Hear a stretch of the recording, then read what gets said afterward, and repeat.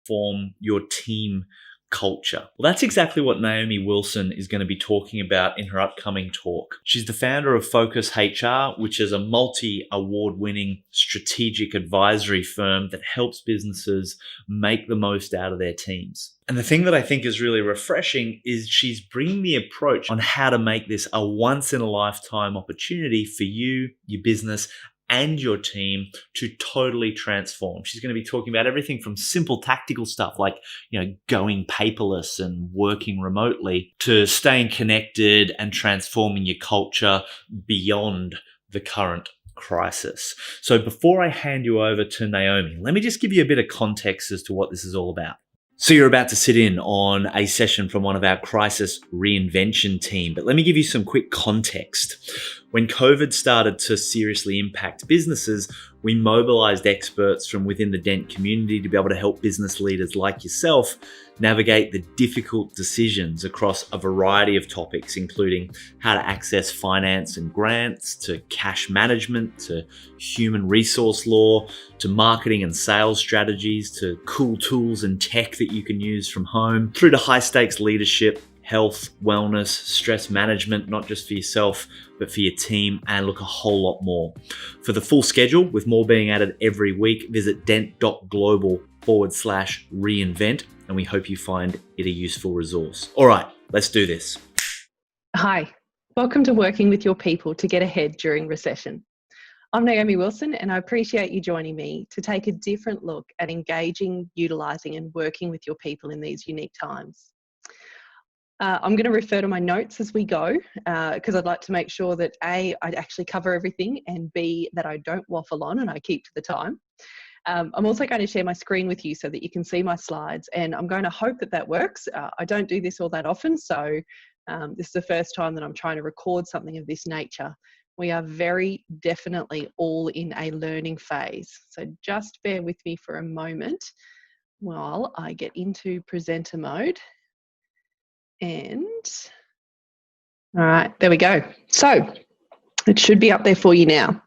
So I'm the founder of Focus HR, and we're a business-to-business consultancy focusing on people, leadership and strategy. Together with my business partner, Alistair Green, who you can see in the photo there, and our amazing team, we've helped more than 300 small businesses build winning teams and thriving businesses by getting their people, strategy and leadership right. We're passionate about small business, and we're particularly passionate about helping business owners to create thriving businesses that they really enjoy running. We talk daily with people who went into business because they love what they do, they're great at what they do, and they want freedom and flexibility and financial gain. But the reality of running a business hits home, and they end up feeling trapped. And their biggest frustrations tend to be around people, a fear of getting it wrong, and a sense of isolation or burden of responsibility. So our big game is to have a positive impact on the working lives of over 100,000 people by the year 2030 through coaching businesses in our approach of being able to value and respect each other in our working relationships. That has never been more important than it is right now, as we work with businesses to navigate how to retain their good people and provide strong leadership during these challenging times. And we also see business owners who've worked so hard to build a strong business now looking down the barrel of a situation where they feel truly trapped and powerless in the face of a world health crisis and government regulations over which they've simply got no control. There's a lot of information out there right now about the legislation and compliance behind staffing decisions, and also about the mechanics and safety elements of having a workforce transitioning to working from home. This information is crucial and it's valuable. But what we're finding is that so much of the conversation, so much of the information in the media, so much of the information being put out by government bodies and by advisory groups is around employer and employee entitlements and obligations. The downside to this is that it's a really narrow view on how we could handle this problem. It does not have to be win-lose. It does not have to be a situation where the skies are falling down and we have to cut all jobs. Now, we're not saying that businesses shouldn't be taking reasonable measures to keep themselves viable. Small business must keep themselves viable. They must be in a position that when this is over, and it will be over, they need to be in a position to rebuild, to restart, to come back in full force. So we would like to take a look at people, leadership and strategy during and after COVID-19 from a bit of a different angle. We'll be talking about what we see happening during COVID-19 and how this impacts on smart business decisions around your people and strategic choices in the coming months. What we'd like to take you through today is people options during and after a recession, the realisms of working from home, and getting excited about using this time and your team smartly to reinvent your business and come out stronger than ever on the other side. Now, I have to acknowledge that I borrowed this from Natasha Hawker's presentation rather than recreate the wheel. So to cover the necessary disclaimer, the information that I'm sharing with you today is general in nature and related specifically to the field of HR, leadership and strategy, and does not constitute specific legal, medical or HR advice. I would encourage you to get specific advice to your circumstances because every business is different and every situation is different. And what will work for you, what options you have available to you, will change depending on that. We also strongly encourage everyone to keep up to date on all COVID-19 advice provided by the state and federal government. And where it does require your immediate action, obviously take that action. The information is changing daily or hourly really, so it's kind of hard to keep up. We recommend that you use reputable sites to keep up to date. Ideally, the federal or state-run websites, rather than relying on Facebook. We've got links to a bunch of useful government sites on our website. So if you visit focushr.com.au, click on the Urgent HR Work Health and Safety button on our homepage and you'll find a COVID-19 dedicated site behind there. So just briefly, in terms of what we're seeing, as we look around our business communities, we're seeing businesses making knee-jerk decisions about their staff and taking measures such as termination or redundancy rather than considering all their other options. We're seeing companies that are able to have their employees working from home, but are coming at this from a place of scepticism or looking for ways to monitor their people. We're hearing discussions about software that measures keystrokes and apps for measuring productivity. I was even talking to someone the other day about the fact that you can now go and buy a computer mouse which automatically vibrates every few minutes to make it appear that the employee is still active on their computer so that they can get past all those apps that monitor productivity.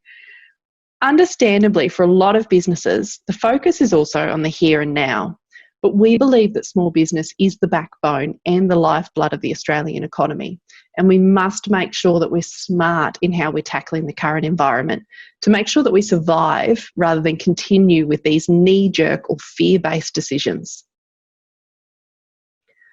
So what about after COVID-19? We actually brainstormed this topic with our team just the other day and we said to them, what do you think the workplace will look like in 3, 6 or 12 months' time post-COVID-19?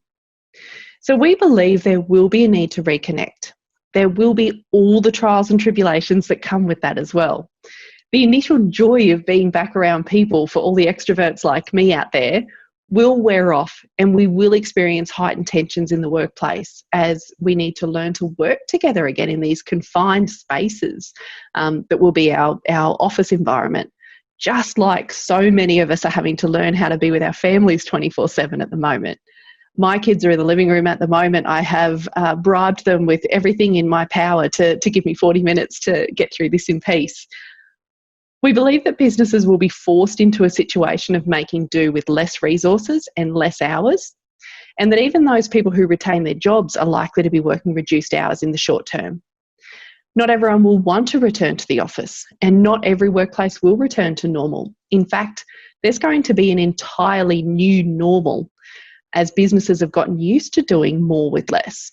They'll realise that they don't need the large corporate structure or the large management team, or potentially even that dedicated admin reception frontline person that they've always had, because they've been forced to find alternative solutions during this time. We believe that the current business environment will create the impetus for change to smaller teams where the fat's trimmed. In fact, it's likely that as businesses and people get used to working with less hours, the focus will become more on output rather than inputs, and it will morph us into a culture where we no longer work those really long hours that we have in the past. My business partner actually believes that this may finally be the catalyst for moving to a 4-day working week, as we do learn to trim the fat out of what we're doing. As a result, we predict that a lot of businesses and professional services and office-based workforces in particular, but across other industries as well, will not rehire to the same volume of staff as they previously engaged, and unemployment rates in those sorts of fields are going to remain higher.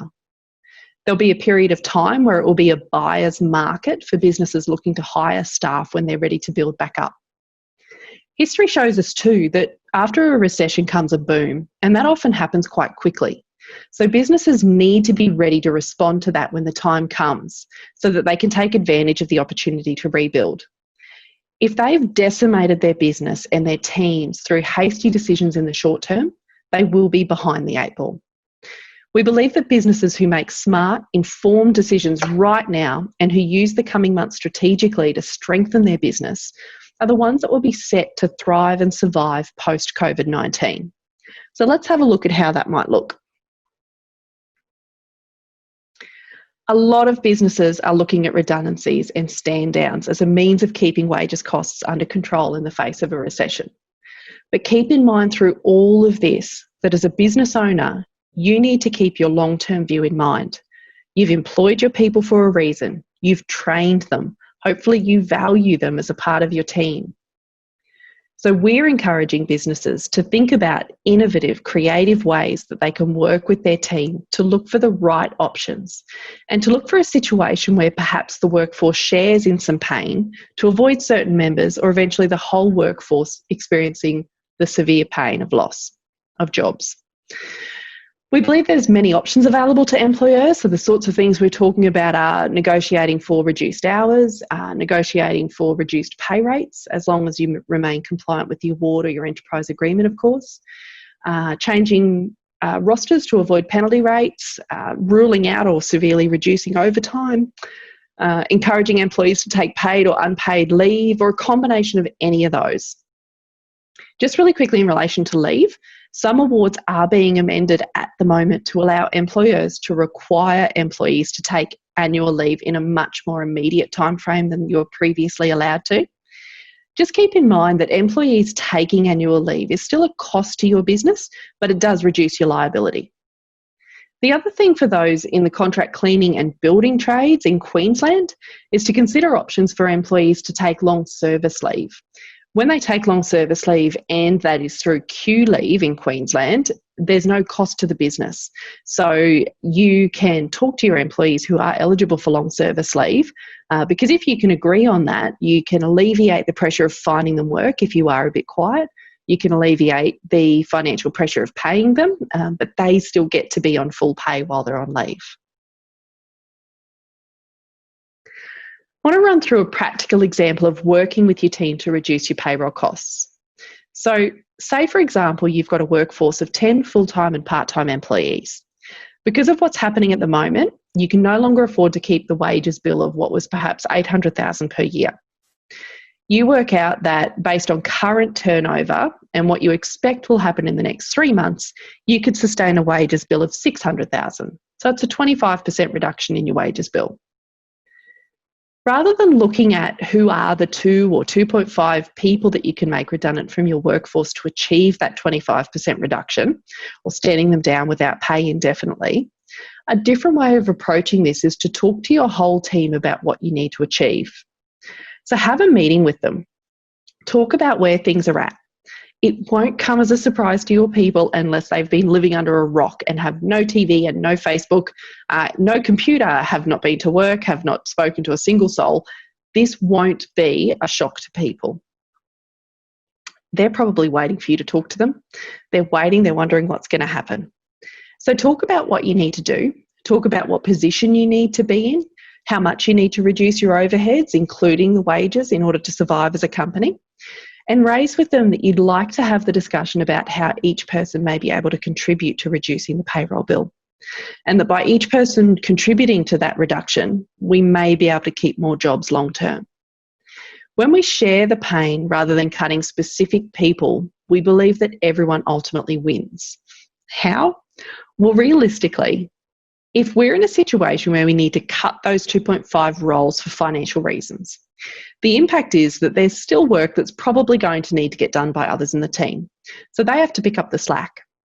If that reduction's not enough and you have to go again, you need to cut more roles. And this can keep going until there is a point where the business is no longer viable and cannot continue to operate. Once that point is hit, it's really hard for a business to come back. So in 6 months' time, when all of this is over and we're looking at the new horizon on what we're going to get done and what businesses are still surviving, those who haven't worked with a team to try to find a viable approach to both the employees' lives and the life of the business are likely to no longer be in existence. The ones who have spoken to their employees and have employees who are willing to make some changes and take some reductions and do that as a team are likely to still be largely intact as a team. Sure, they've been through a tough time. Absolutely, they've had to weather some financial difficulty, but ultimately the people are still together. The jobs are still there. They can rebuild because they've kept their essential skills and valued team members. And that is a much more powerful place to be in when it does come time to rebuild. If you do want to go down that sort of a path, you need to make sure the way you implement those decisions is done in a way that respects your people and protects your company. So that means following the consultation clauses that are present in the awards. This is relevant to any business that has a modern award that applies to their workforce. Or perhaps have an enterprise agreement, because often those enterprise agreement clauses will have the enterprise agreements will have consultation clauses in it. So in awards, the consultation clause is normally clause 8, and it talks about the requirements to consult with employees when you're bringing in a major or significant workplace change. And it then defines what a major or significant workplace change is. So that includes things like changes in operational hours, changes in mode of work, change in the structure of the organisation, those sorts of elements, the things that businesses are going through right now. And what the consultation clause requires of business is that if any of those changes that do impact on your employees by way of changing hours or changing pay, you need to go through a consultation process with the employee rather than simply telling them what is happening. We know that businesses may be in a position where they need to act relatively quickly at this point in time. This consultation process does not have to be arduous, but it's got a couple of key steps in it.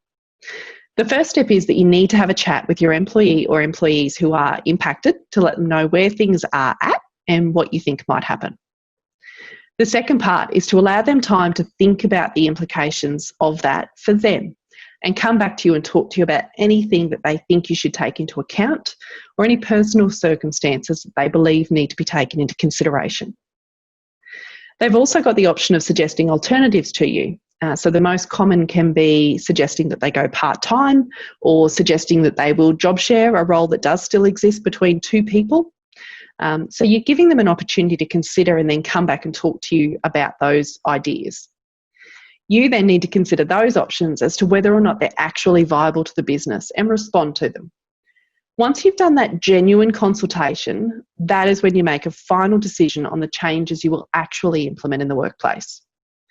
Whether that's confirmation the hours do need to change or that some roles might no longer exist, whatever the outcome is, you then confirm that in writing and move forward from there. Through all of that, you have to be very careful to make sure that you're checking your contracts of employment, your policy manuals, and of course your modern award or enterprise agreement if you have that, to make sure that you're not breaching any of those things. Like I said earlier, this doesn't have to be an arduous process, but it is a process that's required. And it's also a process that's respectful of the employee.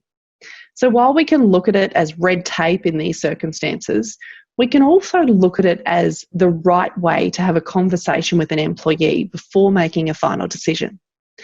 This process can be done within a matter of days. So if you're in a situation where you need to make decisions quickly, it doesn't have to take forever. I want to move on now to the realisms of working from home. So for those businesses who are able to have employees operating from home, we're sure you've all heard about the need to ensure safety in the new workplace, and that's been covered in other webinars. What we'd like to take a couple of minutes to talk about is the realisms of working from home. We are in what a lot of people are calling a worldwide experiment of changing the way we work into a working from home culture. And a lot of focus is on the technical elements of being able to work from home. So do we have the laptops? Do we have enough screens at home? Because of course we're all used to working with 2 screens in front of us. Do we have good internet connectivity? All of those bits and pieces. But we want to talk about the human element. So many businesses that would never have entertained it in the past are in a position that they need to start thinking about, or have even started having people working from home. But it's not as simple as just saying, right, we're going to work from home. So we want to talk about some of the realistic elements and some of the people elements that you need to take into account when you're looking at this. So the first one, and this is from personal experience, the first one is discipline. There are distractions at home that don't exist in the workplace. Sure, at work there's people to chat to, there's coffees to make, we have a drink around the water cooler, all those sorts of things. But there are more distractions at home. There's a load of washing that really should be hung out, and I know it'll only take me 10 minutes to do. There's TV. There's normally at least one room in your house that looks like a tornado's hit it. And if you're anything like me, it's really hard to concentrate while I know that that room is sitting there looking like a mess. And a lot of people who are working also have children. And if the children are at home, that adds another layer of distraction. Delightful distraction, but still a distraction. So we have to be really real about the level of discipline that it takes to work from home. So how do we suggest that you manage this? Well, when it comes to discipline, and keep in mind that we're talking about discipline of being able to get your job done, not disciplining employees. So when it comes to discipline, we think it is simply about being realistic. And what we mean by that is having the open conversation with your employee who is working from home. So talk to them about the challenges that they could face when it comes to being disciplined. Talk to them about what their likely distractions are, what it's actually going to look like when they are working from home. Do they have kids that are going to distract them? Is there anything else in their home environment that will create that distraction? And then talk about how we can actually make that work. Because just because there are distractions doesn't mean they can't do it. It might just mean that there's a need for some flexibility or some agreement around the number of hours that they're actually doing during the day, or agreement around how do you make sure that they are available when you need them to be. Maybe they're going to pick up some hours at night so that the distractions that happen during the day are okay because they're still getting their work done. Or the other end of it may well be that they say, look, let's face it, I'm not going to get 8 hours done in a day. I'll probably get 6 done. Is that okay if I were to reduce to part-time hours while all of this is happening? All of these things are okay to agree to if it works for both parties. What we're recommending is that you have the conversation and formalise what that looks like so that everyone is on the same page and everyone has the same expectations. The next thing that we see as the human element is around job satisfaction. So when we're in the workplace where we're providing services to our clients, and I'm reflecting on what we do here, but there is so much professional satisfaction and job satisfaction that comes from interacting with our clients, being able to problem solve and brainstorm with the people who are around us, being able to share ideas, throwing stuff up on the whiteboard, working on really cool projects. There's so much job satisfaction that comes from that professional challenge. And when we have people working from home, there's a greater likelihood of work being done that simply isn't as meaningful because we're trying to find stuff to fill our days. We're trying to find the things that we can get on with. And potentially the work that we're doing is just a bit more mundane than what we normally would. So our recommendation in relation to dealing with job satisfaction is to identify the right work for your people to do. So we've just gone through a process here at Focus HR where we had a session with the team where we said, right, we know that client work needs to continue. That's a no-brainer. That always comes first and foremost. But then we started to look at what all of those projects were that we've thrown around in the past, that we've had ideas about wanting to do, that we've gotten really excited about, but we simply haven't been able to do it because we've been so busy doing the doing. There's a really strong chance that we will have a time where we get quiet enough that we're going to have time to look at our other elements. So we can either worry about how quiet we are, or we can redirect our energies and get stuck into some of those projects that we've always wanted to do. When we do those sorts of projects, even when we're working from home and even when we're quiet, the work is still meaningful. We're giving people meaningful work to do because they know that what they're working on the business and doing business improvements with the goal that when things pick back up, we're in a better position in future than what we were today. Now, I'm really conscious that there will be business owners out there saying, yes, but if there isn't customers and there's no client work coming through the door, how can we possibly afford to keep our people engaged to be able to do this sort of thing? I am going to cover that with you a little bit later on. So the final piece that we wanted to talk about today in terms of the problems that can get created by working from home is connectivity. We love having face-to-face contact with our colleagues. We love the opportunity to share ideas and brainstorm like I was talking about earlier. When we're not face-to-face and when we don't put the right measures in place, we've got a really high risk of disconnecting or people not feeling like they're connected to the rest of their teammates or even to the business anymore.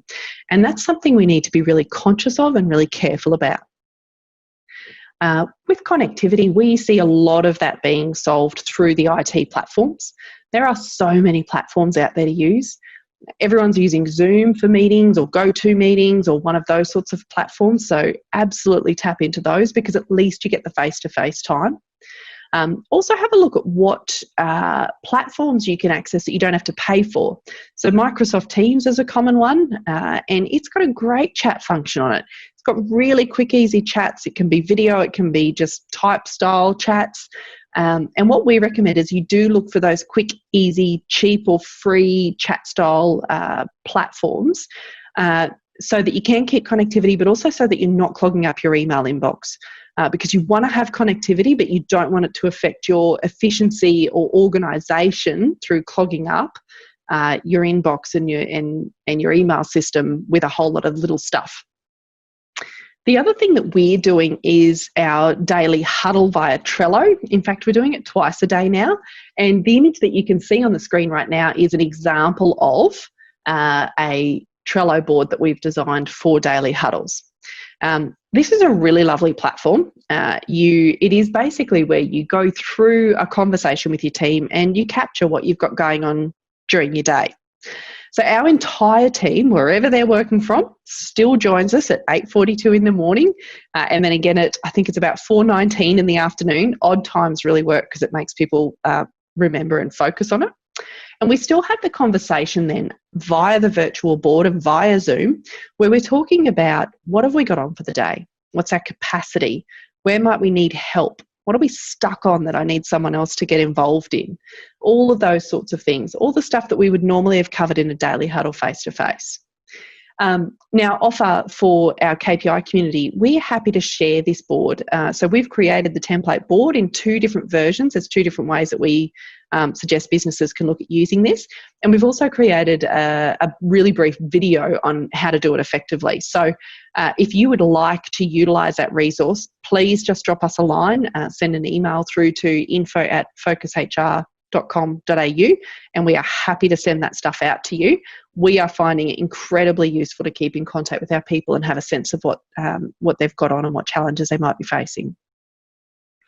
If you're the business owner, the CEO, the general manager or a manager of a team, please pay close attention to keeping in contact with your people and keeping them connected. Because one of the highest risks that we have with social distancing and with remote working is that it ends up with a genuine distance between people at an emotional level rather than just the physical level. Get excited. We want businesses to shift their mindset and get excited.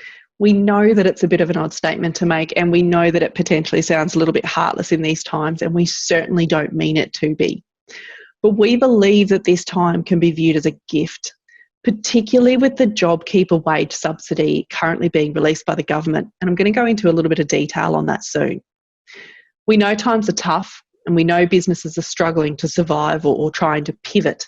But we strongly encourage businesses to start to look at this as an opportunity to utilise your latent pool of talent to get strategically important work done.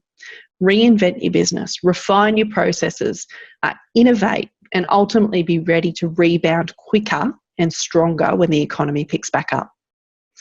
This is a really tough time for a lot of people. It's a health crisis, it's an economic crisis, and unfortunately likely to end up being a mental health crisis as well. The JobKeeper payments are a once-in-a-lifetime opportunity.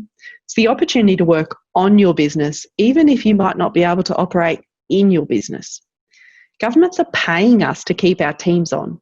The worst thing that we could do, we believe, is to accept that payment, pay them for the 6 months, but send them home with no meaningful work to do.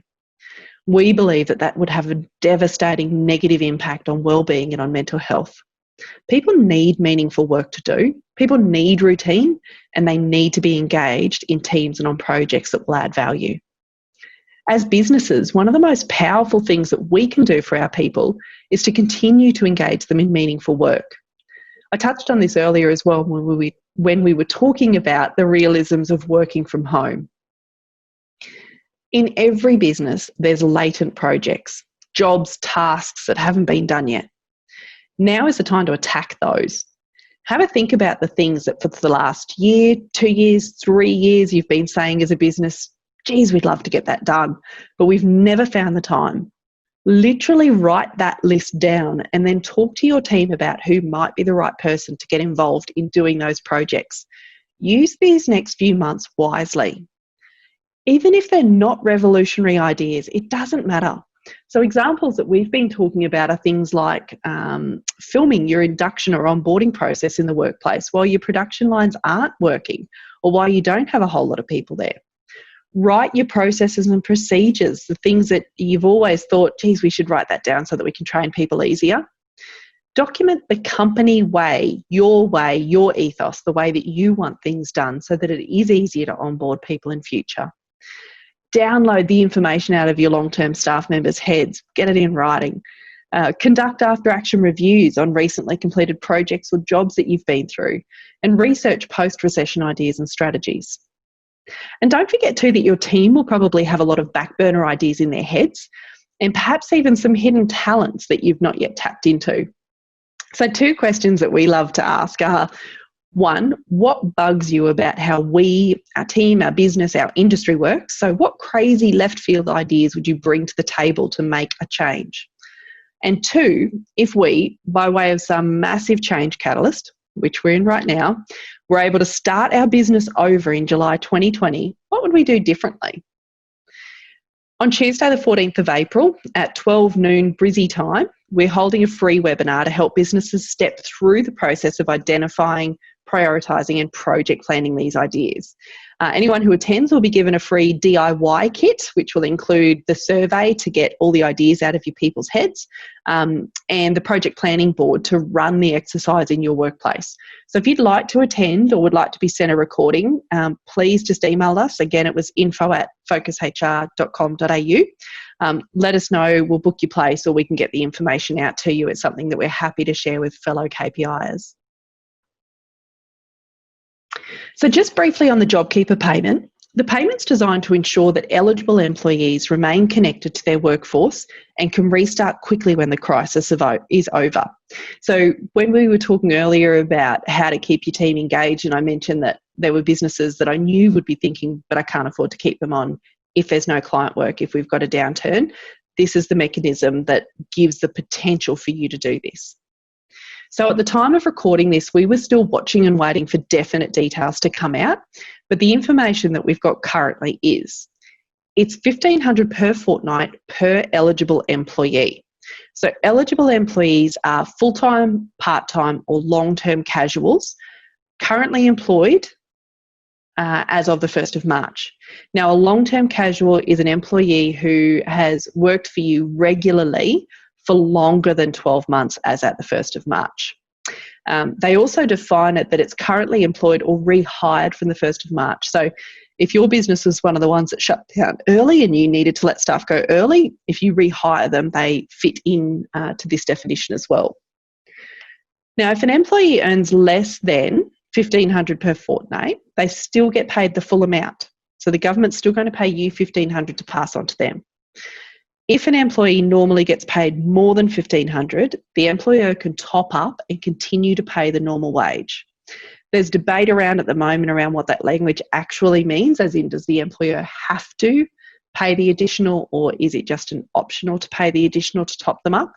Our recommendation at this point is to wait and see what that is, but ultimately on a practical level, potentially there's the option there to negotiate, well, if we can only pay you the $1,500, what does that look like by way of a part-time position? Apparently it will be up to the employer if they want to pay super on any additional wages paid because of the JobKeeper payment. It applies from the 30th of March, as in any wages paid from 30th of March for up to 6 months, but payments won't be received from the government until the first week of May. So effectively for 4 to 5 weeks worth of time, employers will still need to carry their wages bill in order to make a claim. Eligibility for the business then is defined by your change in turnover. So if you've got less than $1 billion in turnover, your turnover needs to decrease by more than 30% to be eligible. If you've got more than $1 billion in turnover, your turnover needs to decrease by more than 50% to be eligible. The turnover change is relevant to the turnover in the same period, so a 1 month or a 3 month period, depending on your normal activity statement reporting, as the previous year. And again, there's some discussion around whether or not it is very definitely the previous year or whether it can be a previous period. So what the government has said is that where a business was not in operation a year earlier, or where their turnover the year earlier is not actually representative of their usual average turnover, so perhaps they've had a large acquisition in the interim, or if they were newly established during the year, or typically their turnover is highly variable, then the tax commissioner will have discretion to consider additional information that the business can provide to establish that they've been significantly impacted by coronavirus.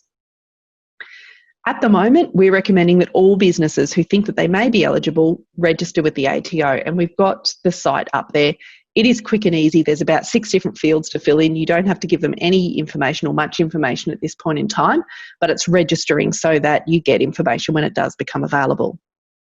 At a practical level, we're talking with our clients who think they may be eligible about not making any big decisions right now around cutting their workforce until it becomes clear whether they are eligible for the payment.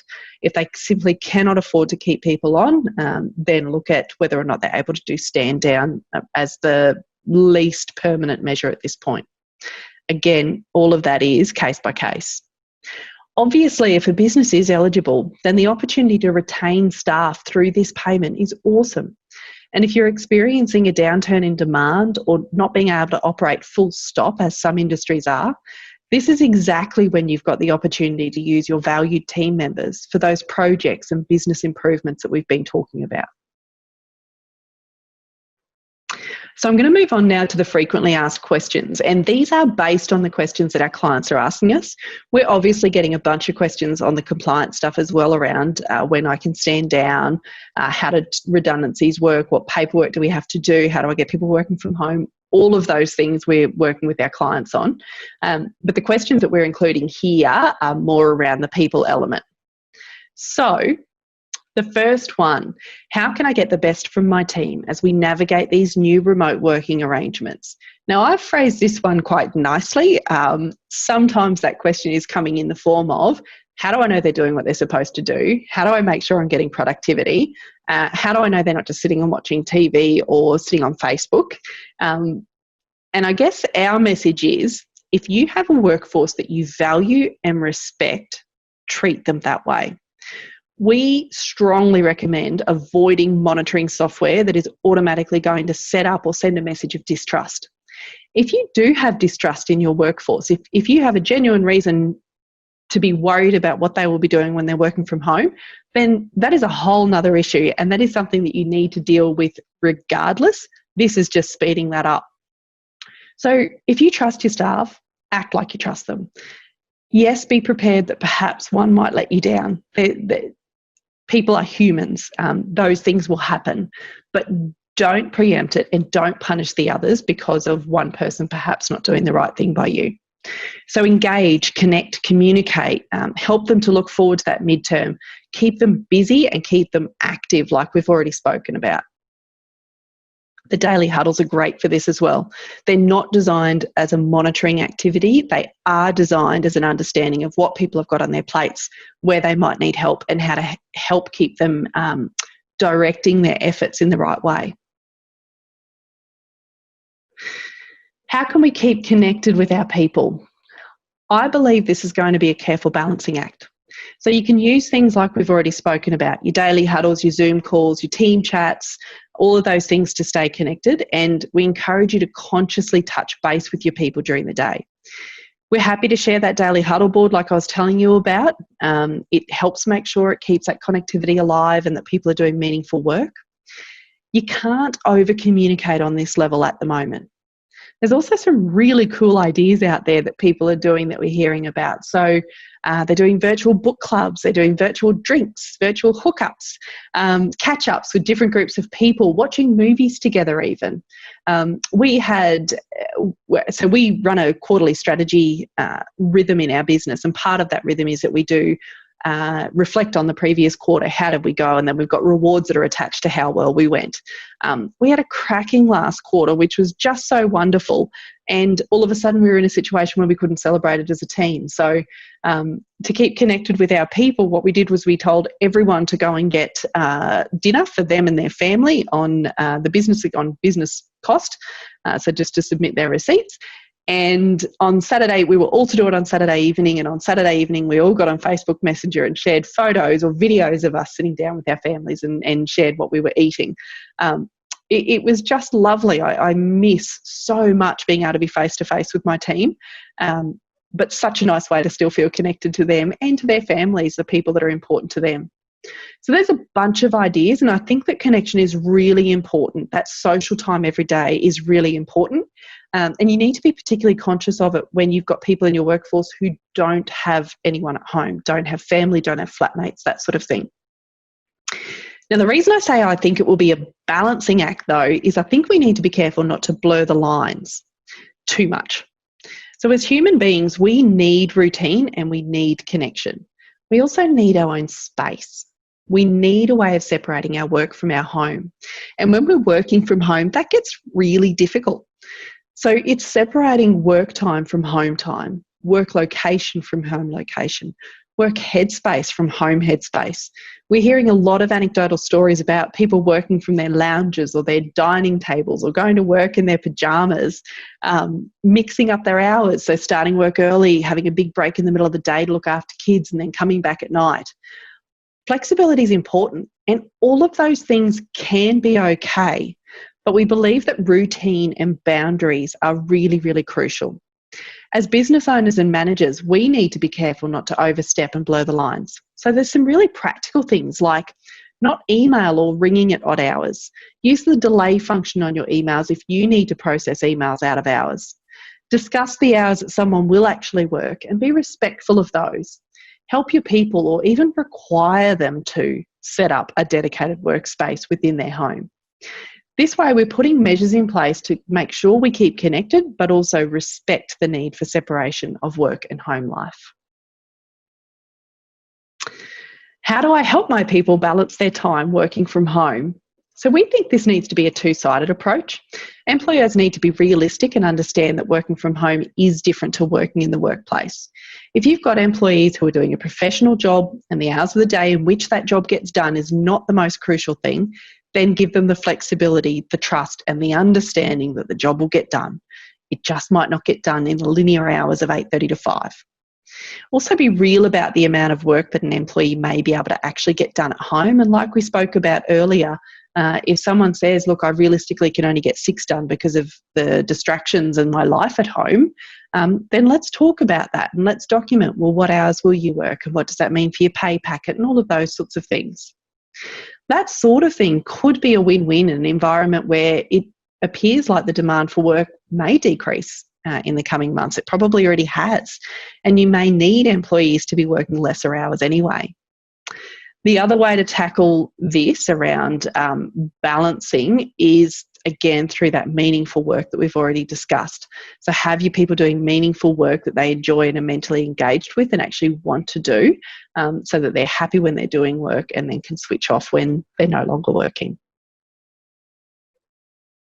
How will flexible work arrangements and change in hours work during this time? Employers have been asking us if they should be concerned about employees working their hours at unusual times, like we were just speaking about, potentially doing some at night time to make up for one's loss during the day, and what that might mean for overtime or penalty entitlements. So a few awards are introducing changes that will come in immediately. The Clerks Award, the Hospitality Award, the Restaurant Award, they've all introduced changes to the work hour clauses. The significant changes are around flexibility, ability to reduce full-time hours to part-time, minimum engagement period, so the minimum number of hours that you need to roster someone for, changes in allowable duties, and provisions for employers to take employees to direct leave. Our advice when you're looking at this from the point of view of what pay rates may apply is to go to the award online. Please don't print it. So visit fairwork.gov.au and find your modern award. At the top of the page, when you go into your award, there's a link now that will tell you if there's been any recent changes due to COVID-19. We've also got free fact sheets on our website that have summarised the key changes to those 3 awards that have been changed, and we'll keep releasing those if there are more. If you visit focushr.com.au, you'll be able to find those. In reality, if people are working from home with children or with other distractions, standard hours of work are probably simply not going to work for most. So have the conversation with your team on an individual basis and then formalise those flexible working hours with them. How can I provide reassurance to my team? We understand that businesses want to be able to reassure their valued people. You need to be careful, though, not to promise what you can't deliver. These are changing times, and none of us really know how long or how deep the impacts will be felt. What we can do, though, is help everybody to see the future. Keep in mind that most people aren't economists. They don't understand the cycles because they've never had to. So share useful podcasts or articles about that. Talk to them about seeing past the recession. Help them to gain reassurance that after a recession comes boom periods and then really prosperous times normally. Help them to see that there's a light at the end of the tunnel, to not just be focused on this current, what seems to be a really disastrous situation. We've taken measures in our business, such as engaging accountants to present to the whole team around preparing for a recession on a personal level. We've also talked to the team about how important they are to us, and that while we don't have a crystal ball and can't give empty guarantees, we want them to know that we will fight to keep them. It's really important to keep the focus on the future and on how much you value your team and want them to be with you through this time. And why would I register for JobKeeper payment when I can't even open my doors? We've heard this question a lot in the past week. So businesses in hospitality, the pubs, clubs, licensed venues, beauticians, the businesses who are simply not allowed to open their doors, are asking why they'd go to the effort of registering and then processing payroll for the $1,500 per fortnight when they can't even open their doors. The skeptics amongst them are saying it's them just having to do the job of Centrelink rather than Centrelink being overloaded. But we'd encourage people to think about it as an opportunity, like we discussed, to have the wages paid while your people work on your business rather than in it. We discussed earlier how to take a look at what projects or backlog of tasks you could have your people working on to make your business stronger than ever when you can eventually reopen. So next steps, in terms of what we would like to offer from here, I've mentioned throughout, but we do have the webinar. So turning JobKeeper to Asset Creator is what we're naming it. And we're offering it the DIY kit, including the survey and the Trello board to engage your team in using the next 3 to 6 months powerfully. So again, that was on Tuesday, the 14th of April at 12 noon Brisbane time, and just send us an email if you would like to register. You can also visit our website, so focushr.com.au/urgent situation/business response COVID-19. And it has a bunch of useful links. It's got our white papers in there. It's got explanations of what's happening with the awards. All that information is free for anyone to access. And also, please feel free to contact us for the Trello board and the video on how to do daily huddles really effectively with your remote workforce. So just shoot us an email and we will happily send that through to any of our fellow KPIs. thank you so much for listening. Feedback is always welcome. We are running a series of webinars. I know that KPI is, but we're also running a series of webinars as Focus HR. So really value any thoughts, questions, comments that you may have. Feel free to post those in Facebook in the comments. And please remember too that this too shall pass. And how we act and how we treat each other during this difficult time will impact heavily on our future.